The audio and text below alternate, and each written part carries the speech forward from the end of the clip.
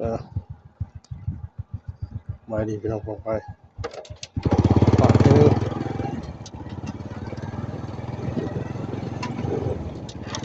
กันนี้เดินทางไปธุระธุระปากฟัง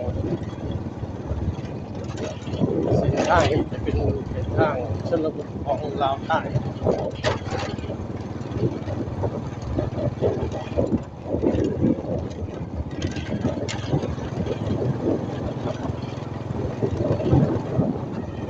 ที่ลาวใต้ชนบทกันจะมีบอล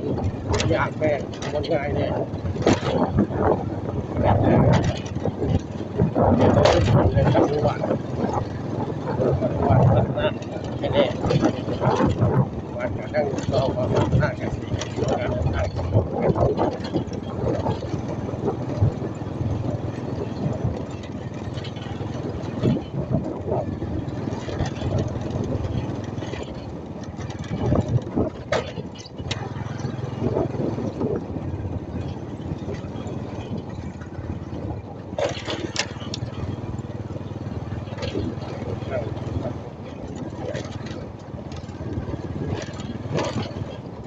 นะครับคนสมัยนี้คนได้กันสิอยู่ตามไหนตามหน้า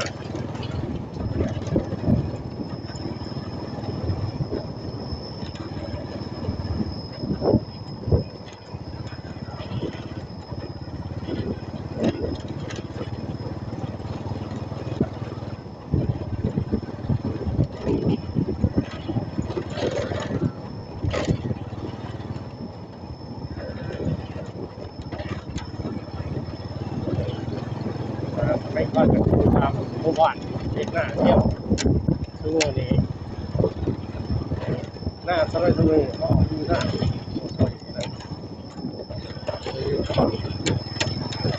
เพื่อนไปเที่ยวห่าง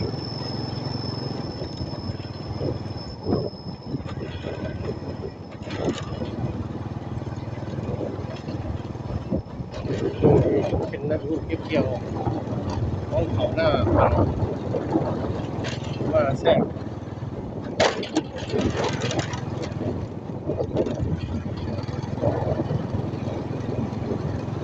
คนกันเดียวให้เดินบ้าง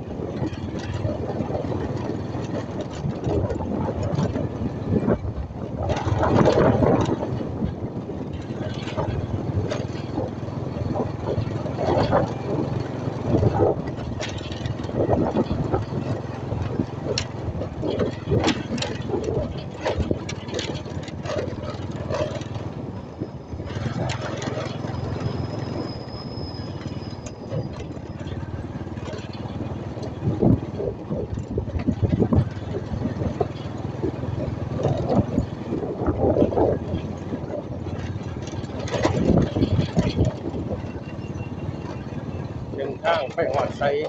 พวกเราไซพุทธกับไซดาว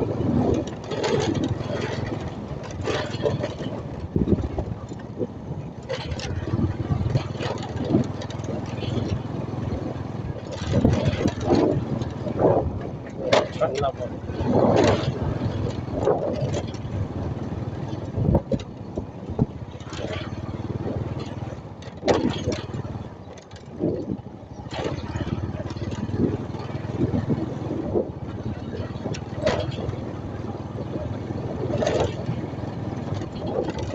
นี่เออนี่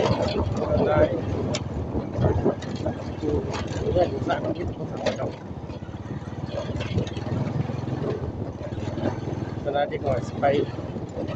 ประเทศไทยว่าไทยแลนด์มันอยู่ไทยน้อยเห็นหน้าราคาพอดีอะไรไปมันลูกน้อยไม่มีใครอยากจะกวาดจากเมืองไปอยู่ก่อนเมืองไกลแล้วมันจะเป็นอะไรเนี่ย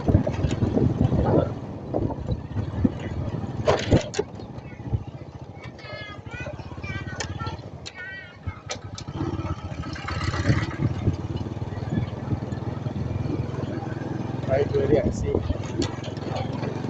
เพิ่นเอาตัว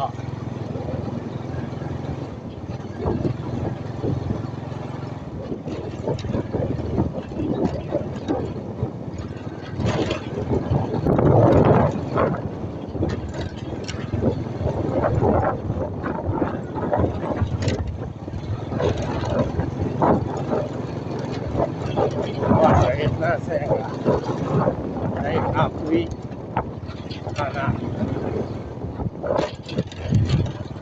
ข้าหน้าข้าพันข้าหน้าเรื่องพิทักษ์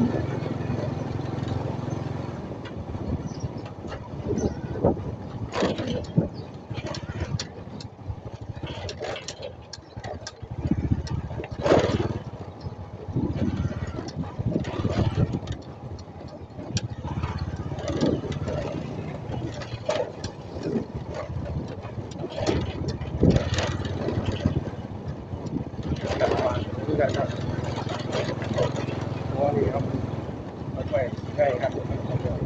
ง่ายครับต้องมาสุ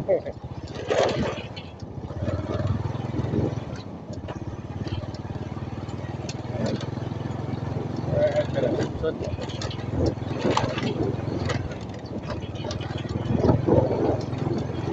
ไปจากที่ต้นก็ตลอด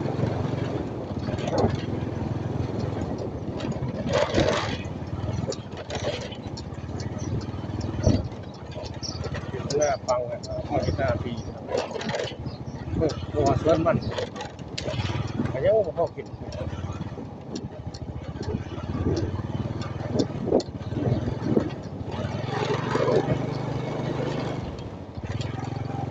ก็กินพอยังพอราคาเนี่ยแน่พอด้วย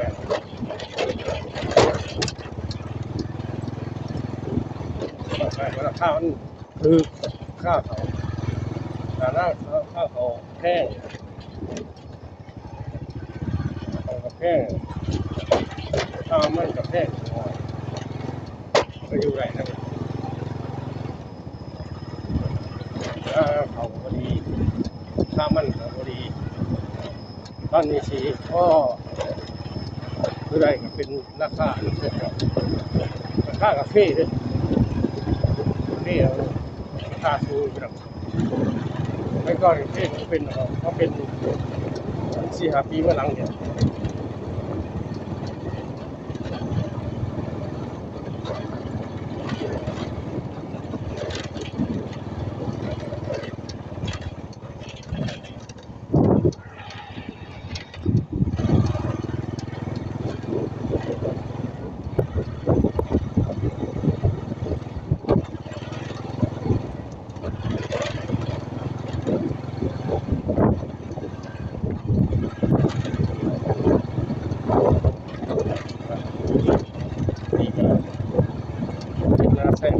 แล้วอย่างนี้นะเซ่น่าจะจูบน้ำไม่เห็นอย่างนี้จูบจากน้ำเซ่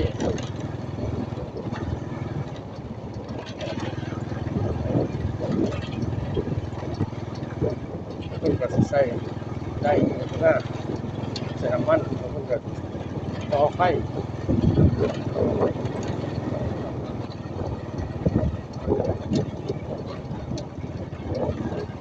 ไล่ไฟ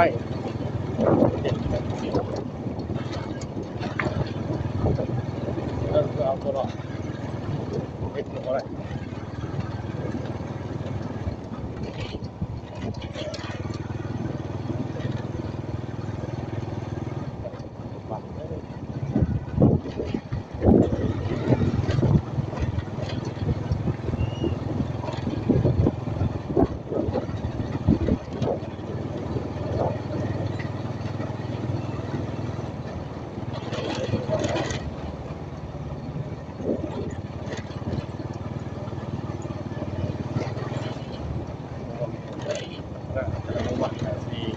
ที่คนที่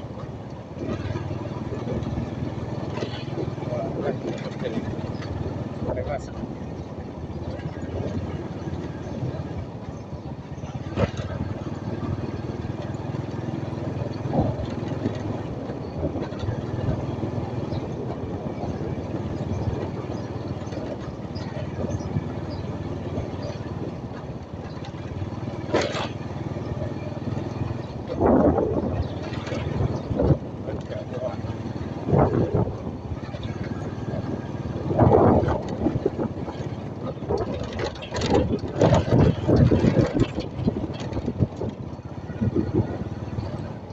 โอ้ได้เลยคุณเห็นหน้าแท้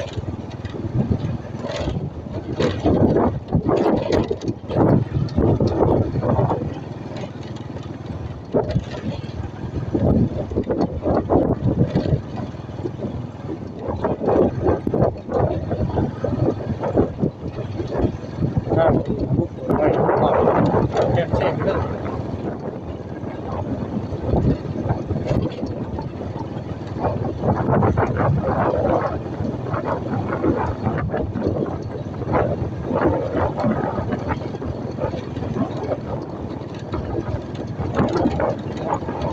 ไม่ก็เป็นแบบผู้ว่าจะได้ตั้งแค่เช็คเพราะว่าอาศัยทำมาหากินเพิ่งหน้าไปใช้ของวัน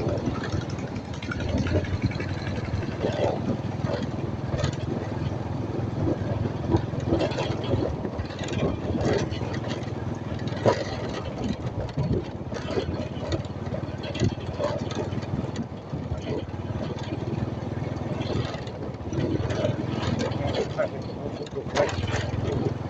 บอกว่า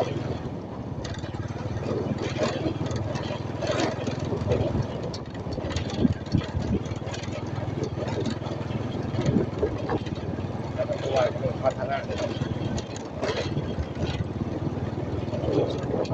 ได้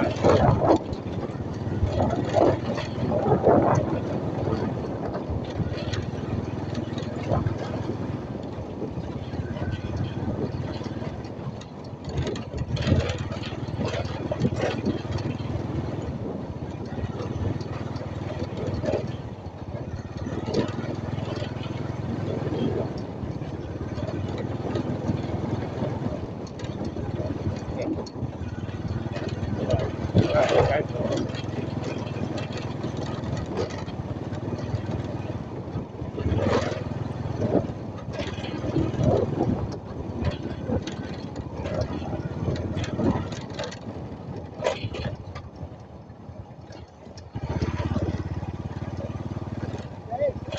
อีกอย่างนึงก็มาถึงผีแล้ว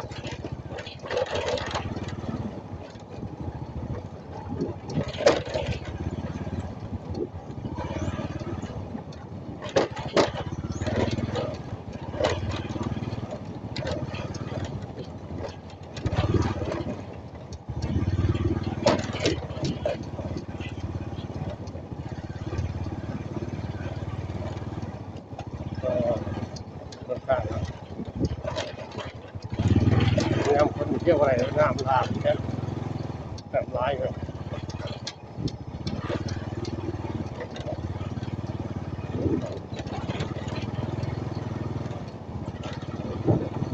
ว่าพูดภาษาเขาอะไรนะ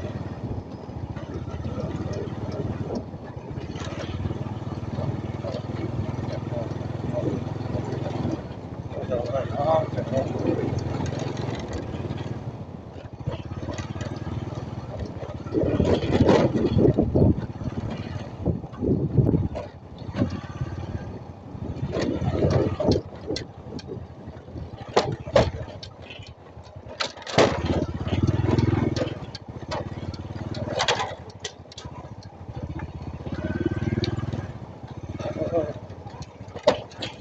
น้ำเปล่าเลยเดี๋ยว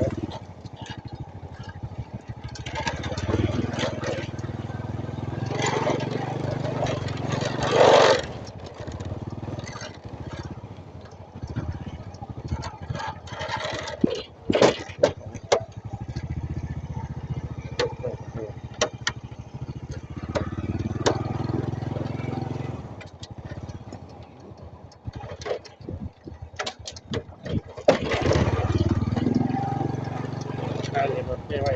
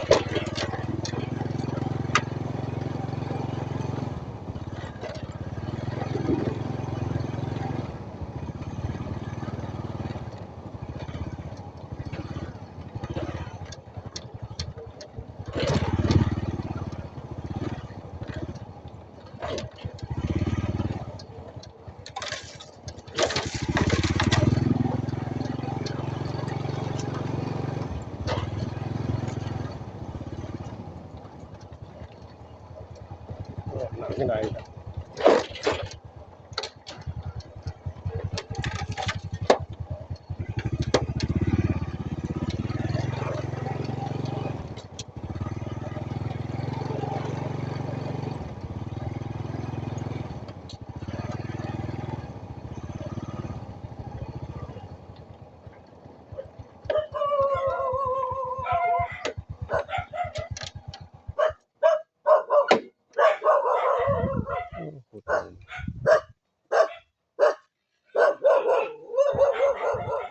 โอ้น้ำยังไหลเนาะ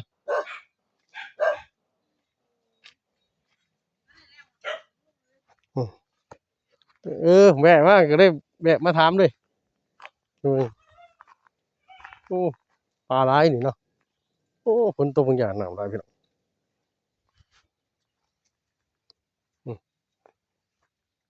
น้ำไหลฝนตกเลยเดี๋ยวขนาดน้ำไหลเดี๋ยว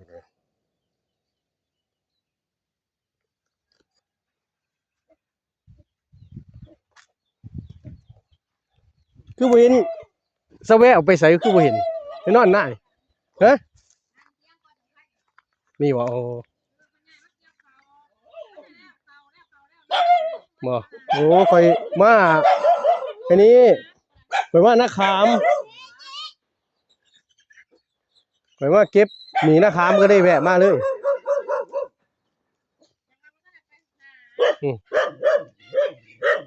โอ้สะแวะแล้วก็เริ่มเกี่ยวเนาะโอ้ยสิถามก็ได้มาเบียกซื้อมีหยังหรอกเด้มาเบียกซื้อคอยมาเบียกลูกถามมายังดีโอ้ยได้เฮือนคือกันแหละเข้าไปนี่3-4 โต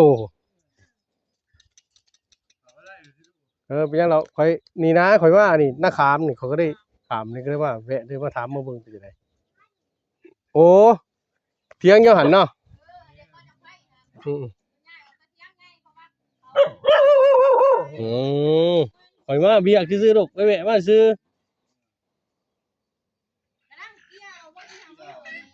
เนาะก็มันก็ได้สิเริ่มทุ่มนี่เนาะบ่เฮิงบ่เกินอาทิตย์2 อาทิตย์ก็แล้วเด้อนี่เพราะว่าไอ้ข้าวหน้าแซงมันสุกไว้บ่คือข้าวหน้าปี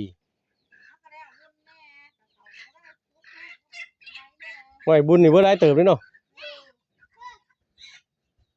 โอ้ยข้อยก็สิแห่กองข้อยก็หมู่100,000นะหั่นว่าน่ะ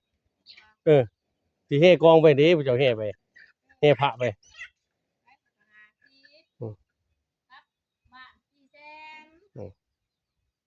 ปีนี้เฮ็ดทางอีกบ่ได้หวานเฮ็ดบ่ได้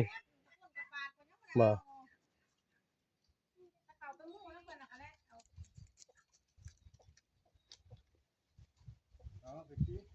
เป็นยังโอ้ยนี่นั่นน่ะน้าเอามาอยู่มาออกมาอยู่ผีเลยก็ดีนะมันสะดวกเนาะสบายดิโอ้ยสำนี้ค่อยเฮ็ดไปนี่แหละถึงหยังเอาทานน้ำก็พอได้ซุมื้อนี่แม่นบ่ล่ะเป็นสอบเป็น7-80ดอกบ่แน่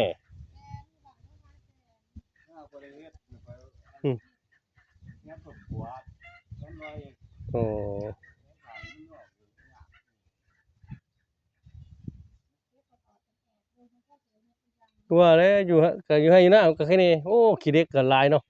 อ้อมคักนะมันสะดวกสบายดีอ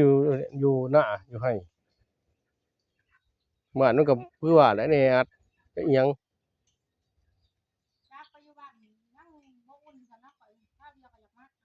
ก็แม่นแหละ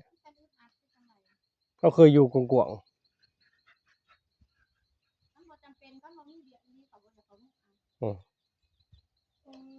นอกจากคนหลงคนตายว่ามันหลีกเลี่ยงบ่ได้เนาะโอ้น้ำนี่หลายตกข้าวเดียวเนาะก็หลายเนาะ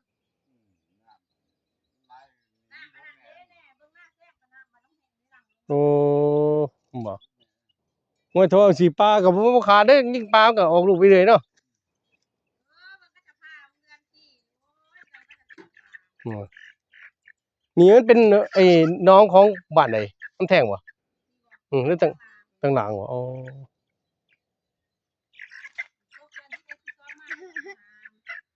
มาใส่ซ้ำใส่เฮ็ดใส่หม้องเป็นจังดอกบ่ให้ใส่ดอกบ่อืม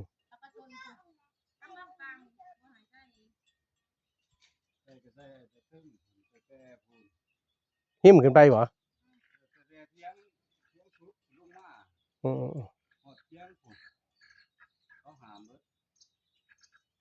นี่ออกไปนี่เอาฮอดไสนี่ออกไปไสโอ้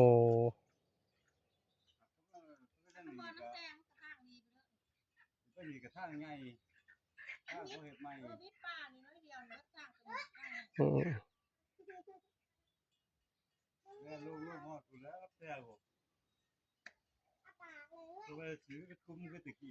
บ่อยู่ทางนี้ได้เมื่อล่ะรับลูกนำบ่ได้ออกโรงเรียนพอดี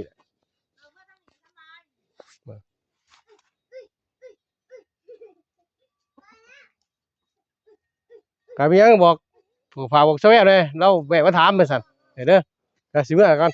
ติดตีบเรียบร้อยแล้วเคลียร์เรียบร้อยแล้วเออเออเรื่องเจ้า2คนนี่เพราะว่ากีบมันอันนี้เด่นไปเฮ็ดงานอยู่ไสกองดิ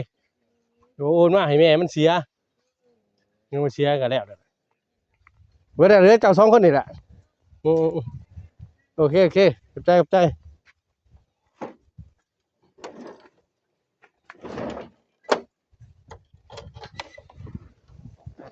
เดี๋ยวเมื่อรับลูกก่อน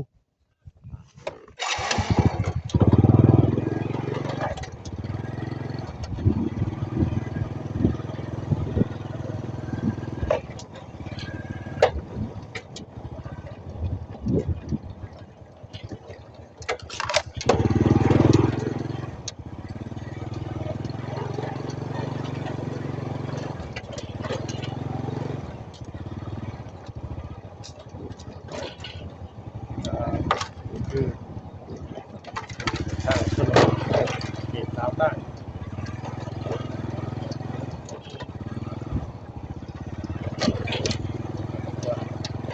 ไปเฮ็ดอิหยังก็ได้เงินทำนาก็ได้เข้า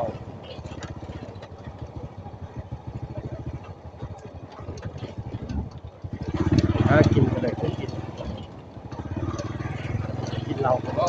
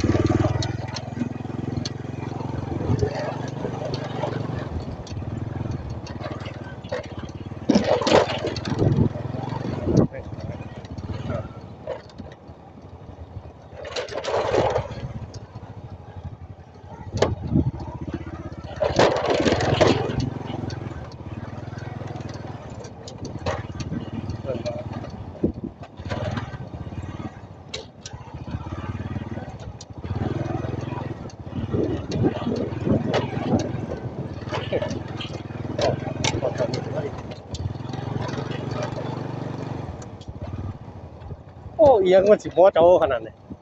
มาใส่จับได้บ่ได้บ่เอียงขนาดนั้นป่ะฮะเอาบ่ได้ไปเก็บขึ้นช่วยกาแฟบ่ได้เก็บกาแฟบ่ đó anh này cậu đó chỉ cái há cậu luôn đất sân này nè ก็ไป đất sân này đủ khả khỏi อ๋อลูกอีหยังไอ้อันนั้นบ่อีหยังน้องเคยบ่đổ ra đâu chỉ cái há rồi nè โอ้มันจะหาเช้านี้เรือ2คนอีกนะนี่ก็ได้เพราะว่าปืนเขาเคลียร์ไว้แล้ว còn đây chỉ chơi vô Hả? nè còn đây chỉ cái há tàu บ่ก็นี่เหลือแต่เซาแววกับอันนี้แหละกับเซาอันนี้ครับเท่านั้นเพราะว่าเราถ้าเขาเราแล้วเนาะผมมาเวียก็ได้แวะมาเลยเวียงนะครับ nè chỉ cái há เราสิโคจักว่า cái há hú à บ่ đốt đã hú à rồi โอ้ยแต่ไอ้หาไล่ช่วงนี้ก็ดีเด้เพราะว่าถ้าเฮิงไปเขาไล่เขาจับได้มันสิถ้าเขาไล่จับกลางคืนนั่นซอเด้อ đấy chỉ chả หัวไปต้องใช้หัวมันต้องพันในขาในหัวเข่าเท่าไหร่พันมันเราจะปืนนี่เหมือนจับปืนในพันมาเลย ไอ้นั่นหันบอกเด้อบอกไอ้หยังลุงเอจ้ะบ่ลุงเอบ่ chúa ค่อยกับว่าคลิปสิเคลียร์เบิดหั่นประมาณสิ้นปีเด้อ đi nào đó ปีนี้แหละเพราะว่าปีนี้สิกู้พยายามกู้ให้เบิดเด้อย่านว่ามันบ่ได้อยู่ในบ่อนนี้มันซะย่านไปอยู่บ่อื่นน่ะมันสิมาลงมาเก็บลำบากเพื่อได้ไปอยู่ซิมันซะ ก็ไปหาเงินคือกันนั่นแหละ đi nào cho nó cu nữa đi nào โอ้นี่ประมาณนี้แล้วนี่เดือน11เดือน12นี่แหละ ก็หน้าปีแล้วสิกู้เบิดบอกเพิ่นแน่พาไปก็สิกู้นี่แหละ คือข้างหน้าปีนได้ đây cái là tí đây เออ cho là tí này nó rồi đấy cậu เพราะว่าหน้าแท่งกับบริเวณ ก็ว่าแล้วแต่บาหน้าปีสิกู้เบิดมันสบอกแน่เด้อก็บอกกันเบิ่งเพราะว่าอีกยังเสี่ยวจังมันก็เดือนเท่าไหร่2ล้านนี่มั้งเสี่ยวจ้ะตั้งบ่ได้เด้อหลาย nó đủ tay nó là chỉ thả nhưng nó hại vô ก็นั่นแหละก็เราว่า2ล้านนะแต่ว่าเราอยากเคลียร์เบิดก็แล้วแต่เรามันแล้วไปเลยเด้อมีหยังดอกของอย่างว่าปืนเขาก็เบิดเด้อนะเคลียร์เบิดอ่ะ biết rồi Ừ. để đó ý đó để đó tổ cái chỉ đỏ nó ก็บ่ว่าก็แล้วแต่ผู้ใดมีเขาก็เคลียร์เบิดก็มันก็บางลงแน่มันก็บ่หลาย chỉ rồi nè chứ khẩu kỳ đủ คือเขาคิดว่าหน้าแท่งบริเวณ โอ้ยตอนนี้แถวดงหั่นเขาหับพวกไอ้ใส่พุ่นพุยใส่หยังพุ่นพี่ nó đấy bỏ khử đủ ถ้าบ่อยเกินไป nó แถวอันนี้พุ่นไหนเลยปากซ่องพุ่นลุงถอยหั่นเราไปอยู่ตรงฮู้จักเด้อถ้าเจ้าอยากฮู้ว่าบ่ไหนเขามีเบียกหั่นเจ้าไปหาเราหั่นเราสิบอกรถหมู่ว่าคนในตลาดเขามาบอกหลายเฮ็ดเป็นเงินเดือนก็ได้เดี๋ยวไปเฮ็ดเป็นรายวันก็ได้เขามีเบิดเป็นโรงงานมันหลายขึ้นไปหาเรา đưa du xệ đó là gì ก็พังเบิงบ่อยู่เซ่อยู่ปากซ่องนี่แหละแต่ว่าจะได้ก็ต้องไปอยู่แล้ว là du đấy เพราะว่าไปหาเงินเด้ là du sai vậy ta ก็ไปนํกันได้เนาะเขาไปนํกันแหละไปเฮียนภาษาไปเฮียนในเมืองใครแน่เฮียนบ้านนอกคือว่าได้เนาะ này đấy chỉ cho เออ เดินทางว่าคุณแม่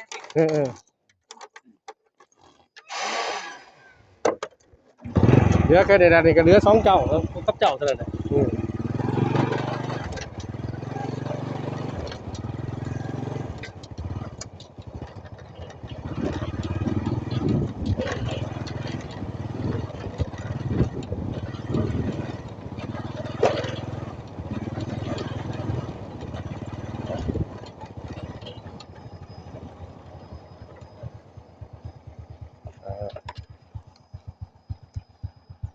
โอเคก็ได้กับแซ่เด้อพี่น้องไปในแฟนเพจก็คำหมู่ท้องอินใน YouTube ก็คำหมู่บ้านนาขอบคุณก็ได้กับแซ่เข้ามาสบายดี